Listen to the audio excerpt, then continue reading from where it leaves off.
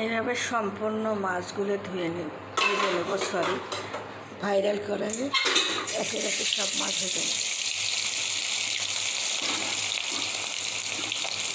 দুটো করে ভেজে নেব, যেহেতু ভেঙে যেতে পারে। এক পিসটাও উঠে দেয়।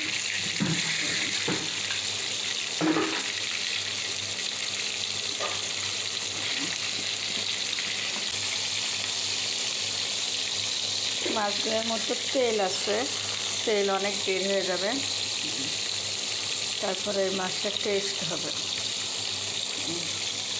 ধরবে। শেষ পর্যন্ত আমি তাওয়ার দিলাম, 4 টুকরো করে ধরবে, ওদের ছোটো লাগতেছে। এভাবে মাছগুলোর সাথে ভেজে নেব। লবণ, হলুদ, ভিনেগার, মরিচের গুঁড়া দিয়ে মেখে নিয়েছি।